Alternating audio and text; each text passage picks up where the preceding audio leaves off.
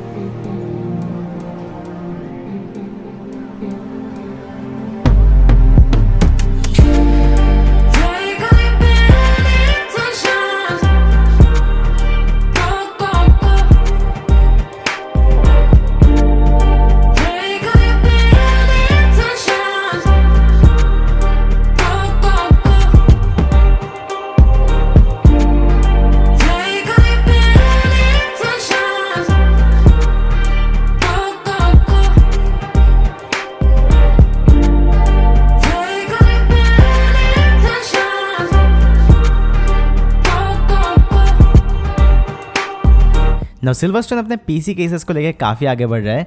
And this is their extremely budget category case, जो कि आपको अमेजोन पर देखने को मिल जाएगा अराउंड 5,500 रुपीज़ का। और जो फारा R1 नॉर्मल वाला वेरिएंट है वो आपको 4,000 रुपीज़ का पड़ेगा, जिसमें कोई भी RGB फैंस इंक्लूडेड नहीं है। सो आई वुड हाईली सजेस्ट कि आप फारा R1 Pro को ही कंसिडर करें, क्योंकि सिर्फ 1,500 रुपीज़ ज़्यादा पे करके आपको 4 ARGB फैंस विथ 1 कंट्रोलर मिल रहा है, which is a great deal to be honest. Now pricing मेरे हिसाब से सही रखा गया है, क्योंकि इस प्राइस रेंज में MSI का Mac 4 जाता है, देन एंटी स्पोर्ट्स का 511 MT आता है। ये दोनों केसेस का रिव्यू मैंने अपने चैनल में कर रखा है, तो अगर आप देखना चाहते हो तो ऊपर आई बटन से देख सकते हो। बट इस वीडियो में हम लोग फारा R1 Pro की बात कर रहे हैं। Now first of all wires and box content की बात करते हो, इस केस में आपको सारे के सारे कॉमन वायर्स देखने को मिल जाता है, लाइक USB 3.0 वायर, देन एक USB 2.0 wire, then front IO wires and the audio wire, nothing extra. और इसके साथ आपको सारे के सारे स्क्रूज देखने को मिल जाता है, along with the power supply screws too and some zip ties, कुछ motherboard stand offs along with stand offs installer, जो कि आपको नॉर्मली अच्छे केसेस के साथ ही देखने को मिलता है। But I am glad to see कि इसमें भी आपको स्टैंड ऑफ इंस्टॉलर दिया गया है, जिसकी वजह से आपको इसका स्टैंड ऑफ्स को इंस्टॉल करने में कोई भी प्रॉब्लम नहीं होगा।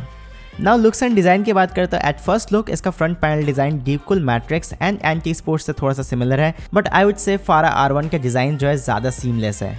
और ये एक मैश टाइप का फ्रंट पैनल के साथ आता है। एंड ये जो मेटल मैश है इसमें कोई फ्लेक्स नहीं है, एकदम काफ़ी अच्छा क्वालिटी का मैश यहाँ पे दिया गया है। नीचे आपको छोटा सा यहाँ पे सिल्वरस्टोन का लोगो दिया गया है, which looks just fine.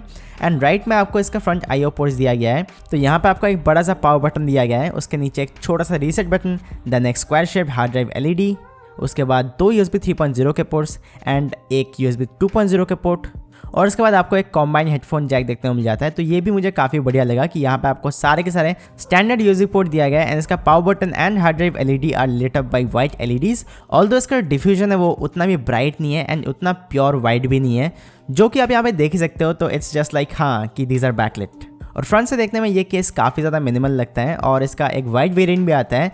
That is just a gorgeous case, क्योंकि एज यू ऑलरेडी नो कि इंडिया में सस्ते प्राइसेस में वाइट केस मिलना काफ़ी ज़्यादा मुश्किल है। तो अगर आप थोड़ा सा सस्ते प्राइस में कोई वाइट पीसी बिल्ड बनाने का सोच रहे हो तो I would recommend you to go with the white variant of the Silverstone Fara R1 Pro।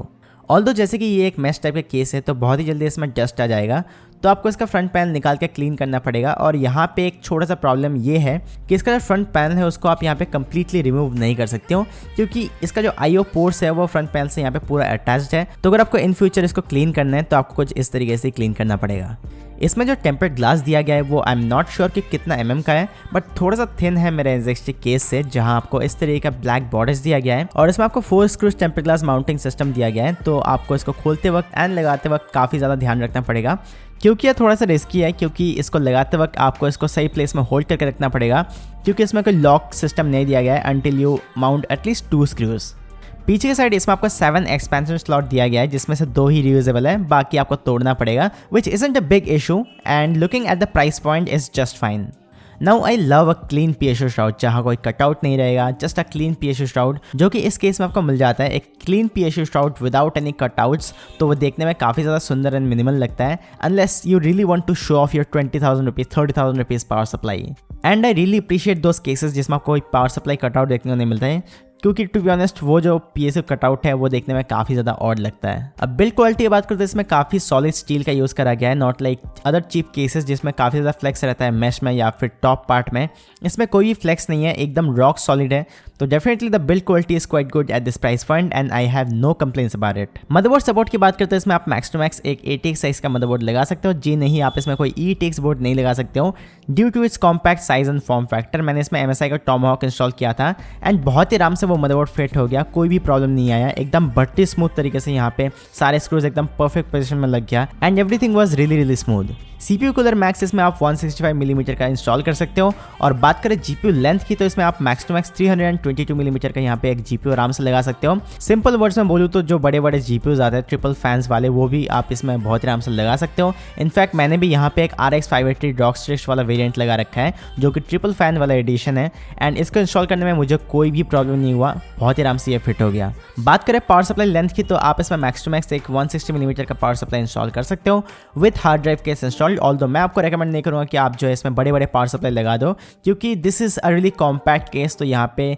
जितना छोटा पावर सप्लाई आप इसमें लगा सको उतना ही ज़्यादा यहाँ पे आपको केबल क्लियरेंस देखने को मिलेगा। अब इस केस का स्टोरेज सोल्यूशन की बात करते हो, आप इस केस के साथ ऑफिशियली एक 3.5 इंच हार्ड ड्राइव और 4 2.5 इंच SSDs को इंस्टॉल कर सकते हो, एक केस के पीछे की तरफ और एक हार्ड ड्राइव केज के ऊपर और 2 सामने पावर सप्लाई वेंट्स के ऊपर। Now I don't know who would install 4 SSDs in a case, but या यहाँ पे आपको वो जो सपोर्ट है वो देखने को मिल जाता है। ऑल्दो इंस्टेड ऑफ दैट मैं यहाँ पे 2 3.5mm हार्ड ड्राइव का सपोर्ट देखना ज़्यादा प्रेफर करता, बट स्टिल आई गेस यहाँ पे आप जो है 2 3.5mm हार्ड ड्राइव इंस्टॉल कर सकते हो, लाइक एक केज के अंदर और एक केज के ऊपर। और इनकेस अगर आपको हार्ड ड्राइव यूज़ नहीं करना है, आप ऑल SSD बिल्ड के साथ जा रहे हो, तो आप इसका जो हार्ड ड्राइव केज है उसको कंप्लीटली यहाँ पे रिमूव भी कर सकते हो, ये सिंपल सा थंब स्क्रू को हटाकर, जिससे आपको ज़्यादा power supply length and cable clearance देखने को मिल जाएगा। अब फैंस एंड रेडिएटर माउंट्स की बात करें तो फ्रंट में इस केस का आप या तो 3 120mm फैंस या फिर एक 240mm का लिक्विड कूलर या फिर मैक्स टू मैक्स यहाँ पे 280mm का रेडिएटर लगा सकते हो। Due to its compact size, हालांकि इस केस का फ्रंट में यहाँ पे आप 3 120mm फैंस को माउंट कर सकते हो, बट इस केस के साथ आपको 360mm रेडिएटर का सपोर्ट नहीं दिया गया है। बात करें टॉप की, तो यहाँ पे आप टॉप में max to max 2 120mm fans या फिर 2 140mm फैंस या फिर मैक्स टू मैक्स एक 240mm का AIO लिक्विड कूलर लगा सकते हो। तो अगर आप यहाँ पे हाई प्रोफाइल रैम यहाँ पे यूज़ कर रहे हो, तो यहाँ पे मे बी आपका जो रेडिएटर है, टॉप रेडिएटर है, वो यहाँ पे आपका रैम से थोड़ा सा टच करे, बट स्टिल यहाँ पे आप इस केस के साथ टॉप में या फिर फ्रंट में रेडिएटर लगा सकते हो। और इस केस के साथ आपको टॉप में एक बहुत ही अच्छा एंड थिक क्वालिटी का मैग्नेटिक डस्ट फिल्टर भी दिया गया है। लास्टली इसके पीछे की तरफ आप यहाँ पे एक 120mm फैन लगा सकते हो, या फिर आपका मन करे तो यहाँ पे एक 120mm का लिक्विड कूलर भी लगा सकते हो। बट जैसे कि फारा R1 Pro में 4 120mm का ARGB फैंस प्री इंस्टॉल्ड आता है, तो इन फ्यूचर अगर आप एक 240mm का रेडिएटर यहाँ पे लगा दोगे टॉप में, तो आपको कोई एक्स्ट्रा फैन खरीदना नहीं पड़ेगा। और इसके साथ जो ARGB फैंस आता है उसका मैक्स RPM मैंने देखा है अराउंड 1300 RPM, जो कि काफ़ी अच्छा टेम्परेचर भी मेंटेन कर लेता है, जिसके बारे में हम लोग इस वीडियो में आगे चल के बात करने वाले हैं। और इसके साथ जो कंट्रोलर रहता है वो कुछ इस तरीके का दिखता है, जो कि सेटा पावर्ड है, और इसमें कुछ प्रीसेट इफेक्ट्स भी दिया गया है, जिसको आप कंट्रोलर का ये वाला बटन से यहाँ पे कंट्रोल कर सकते हो, या फिर आप इसका रीसेट स्विच को एज अ ARGB स्विच भी यूज़ कर सकते हो, जो कि मैंने यहाँ पे कर रखा है। और इससे मैं इस केस का जो रीसेट स्विच है उसी से सारे के सारे RGB इफेक्ट्स कंट्रोल कर लेता हूँ। एक और बढ़िया बात यह है कि ईच फैंस में जो ARGB एंड PWM वायर्स है वो यहाँ पे सेपरेटेड है, मतलब कि RGB के लिए एक अलग वायर है एंड PWM के लिए एक अलग वायर है, वो यहाँ पे कॉम्बाइंड नहीं है। तो आप ये सारे फैंस को अपने मदरबोर्ड से सिंक कर सकते हो एंड अपना जो MSI मिस्टिक लाइट या फिर Asus का Aura Sync से यहाँ पे आराम से कंट्रोल कर सकते हो, या फिर दूसरा कोई भी ARGB कंट्रोलर के साथ आप ये सारे फैंस को यूज़ कर सकते हो, which is a great advantage to be honest. तो फाइनली ये है कुछ RGB इफेक्ट्स, जो लोग यहाँ पे इस केस का RGB इफेक्ट्स देखना चाहते हो कि कौन सा इफेक्ट्स आते हैं इस कंट्रोलर के साथ, तो ये कुछ RGB effects, hope you like it.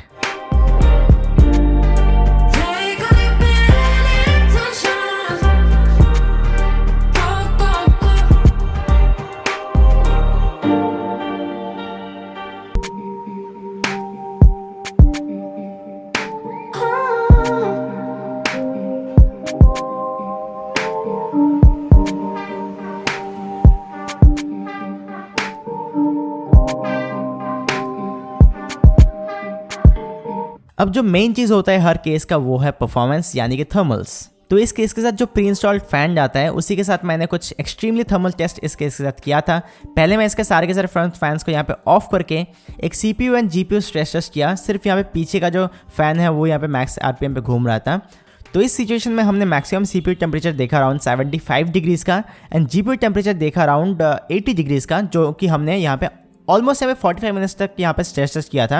और 45 मिनट्स यहाँ पे CPU एंड GPU 100% लोड पे यहाँ पे रन करके यहाँ पे CPU and GPU temperature 75 and 80 रहा, विच is a pretty high temperature. और हमने ये टेस्ट इसलिए किया ताकि आप लोग जो लोग यहाँ पे सिल्वरस्टोन फारा R1 का जो नॉर्मल वेरिएंट है जिसमें आपको नो फैंस मतलब कि कोई भी फैंस नहीं मिलता है, वो केस अगर आप खरीदने का सोच रहे हो तो आपको एटलीस्ट पता चले कि उस केस का जो थर्मल्स है वो कैसा है।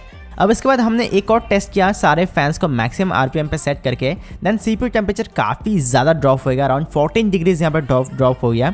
और तब मेरा CPU का मैक्स टेम्परेचर था around 61 degrees and GPU temperature आ रहा था around 72 degrees, which is a quite good result with stock fans. And ये तो एक्सट्रीम टेस्ट पे था जहाँ CPU एंड GPU दोनों ही 100% पे चल रहा था।